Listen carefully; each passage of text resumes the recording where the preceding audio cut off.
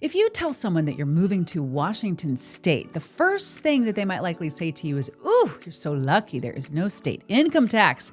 And they're right. You will look at your first paycheck here and you will see a massive zero on the line for state tax.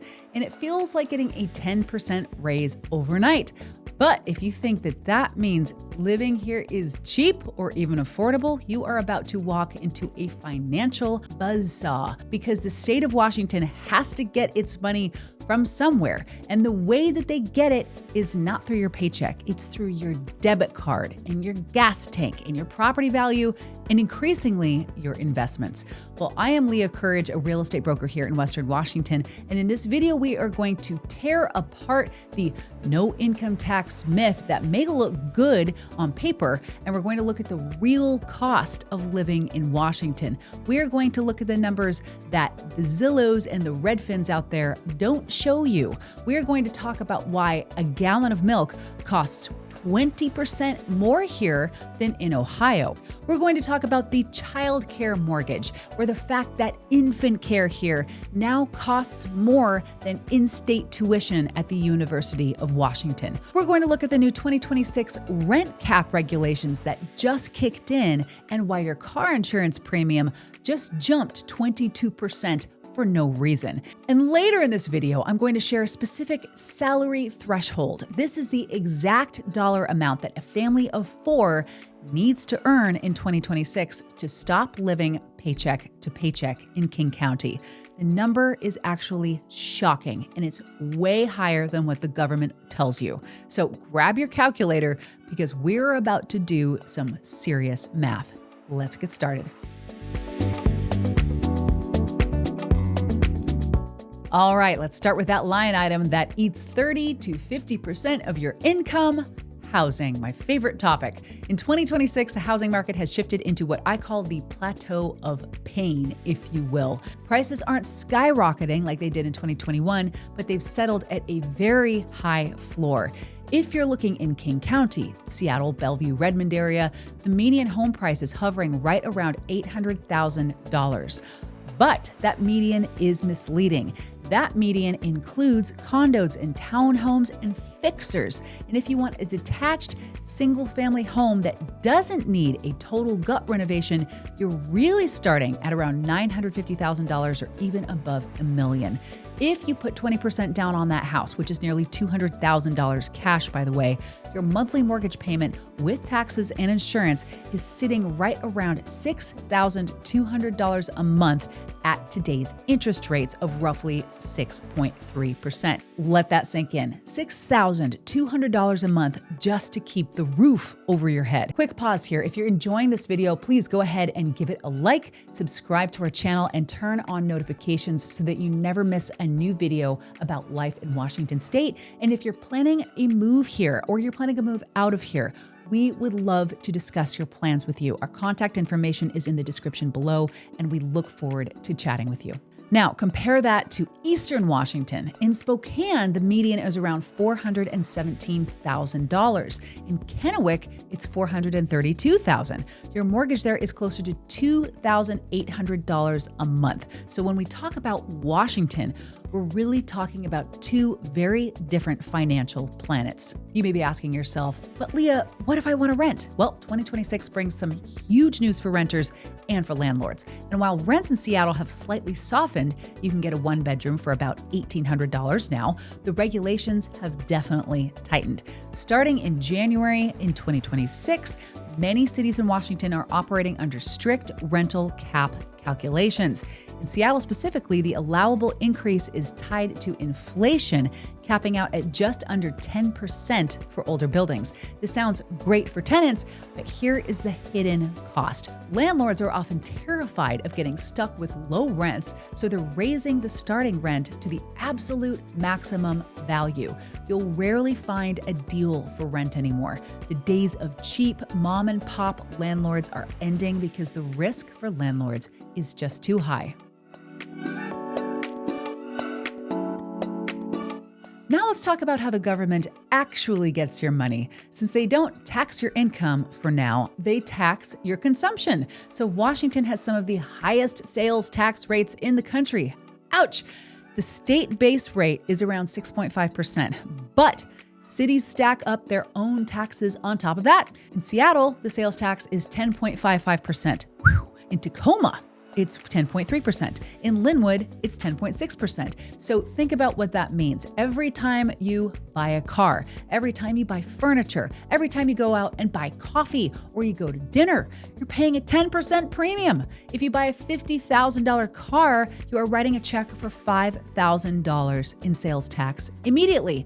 You cannot finance that tax easily, by the way. It's just gone.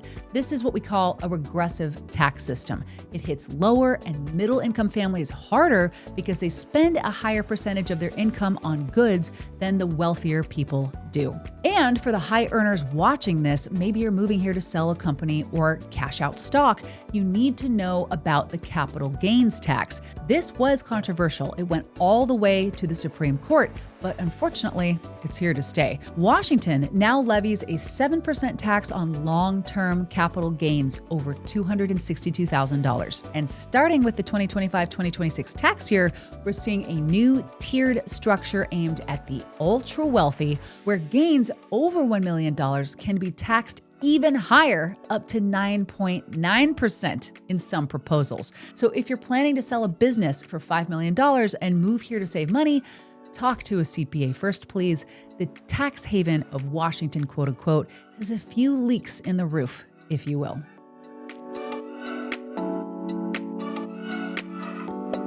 Now let's talk about what I like to call the death by 1,000 cuts, which is your daily spending. So Washington is geographically isolated. We are in the upper left corner of the map. So that means almost everything that you buy has to be trucked or shipped a long way to get here. This creates the quote unquote island effect. First, groceries. Washington consistently ranks among the top 5 most expensive states for groceries. In 2026, the average weekly grocery bill for a family of 4 here is $287. That is $1,250 a month just for food at home. If you compare that to Texas or Ohio, you are paying a nearly 15 to 20% premium on milk, eggs, and meat. Then there is the gasoline. This is the one that makes people cry at the pump. Washington has some of the highest gas taxes in the entire nation. In early 2026, while the national average for gas might be $3.10, in Washington, we are sitting at $4.40 a gallon. In downtown Seattle, it's closer to $5. If you drive a big truck or you commute in from, say, Lake Stevens to Seattle, you're easily spending $400 to $500 a month just on fuel. Okay, I need to give you some good news before you turn off the video. There's one bill that will actually be lower here than almost anywhere else in the United States, and that is electricity. Because of our massive hydroelectric dams, Grand Coulee and Chief Joseph, our power is green and it's really cheap. The average electric bill in Washington is around $107 to about $120 per month. The national average is much closer to $150, and in places like California or Texas, that can easily hit $300 or $400 in the summer or winter. Even in the dead of winter here, heating a 2,500 square foot home in Washington rarely costs more than $200 a month if you have a heat pump. So, while you're bleeding money at the gas pump, you are actually saving money when you turn on the lights. But don't celebrate too fast, because your car is about to cost you money again. So car insurance rates in Washington have actually skyrocketed. In 2026, the average annual premium for full coverage has jumped to $2,310. That is nearly $200 a month. Why? Well, 2 reasons. First, repair costs. Labor rates here are super high. A mechanic charges $150 to $200 an hour. Second is theft. Unfortunately, Washington has had a very high rate of auto theft and catalytic converter theft over the last 3 years. Insurance companies have priced that risk into your premium. And then there are the car tabs. If you live in the quote RTA zone, which is basically King, Pierce, and Snohomish counties, you pay a tax fund into the Sound Transit light rail. This tax is based on the value of your car. If you drive a new Tesla Model Y valued at $50,000, your annual registration tabs could be $600 to $800. In other states, that might be $50. Here, it's a luxury tax on your commute. If you are a parent or you're planning to be one, then this next section might be the most important part of this video. So Washington State is largely considered the most expensive state in the nation for childcare. The data for 2026 honestly is brutal. The average cost of full-time infant care in a center is now $20,370 a year. In Seattle specifically, a lot of centers are charging $2,500 to $3,000 per month. That's $30,000 to $36,000 a year for one child. Let me put that into perspective. Tuition at the University of Washington is roughly $12,000 a year. You're paying double or triple college tuition just to have someone watch your 2-year-old. If you have 2 kids in daycare, that is $50,000 to $60,000 per year in after-tax money. You literally need to earn an $80,000 salary just to pay the daycare bill. This is why we're seeing so many families moving to Eastern Washington or leaving the state behind entirely. The kid tax here is absolutely crushing to a lot of families.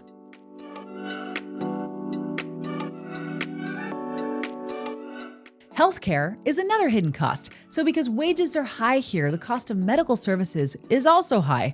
While Washington has absolutely excellent hospitals, for example, UW Medicine, Swedish, Virginia Mason, you end up paying for it, of course. Employees in Washington contribute roughly $1,200 annually toward their sponsored health insurance premiums, but the total cost of care is about 16% higher than the national average. If you're self-employed and you're buying on the exchange here in Washington, expect to pay $500 to $700 a month for a silver plan for a single individual.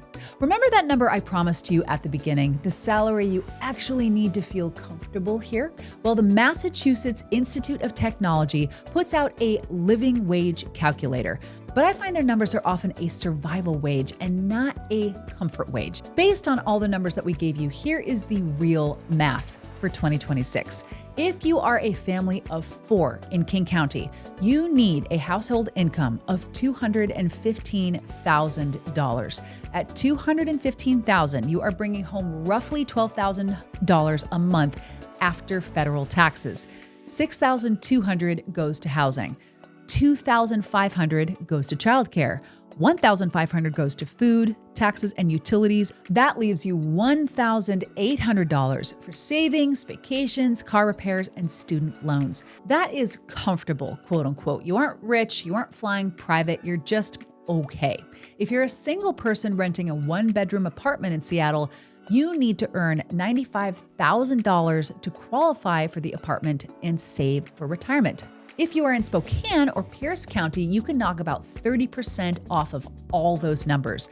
A family can live beautifully on $140,000 in Spokane. So you're probably asking, is it worth it? Is it worth paying $800,000 for a split-level house from 1978?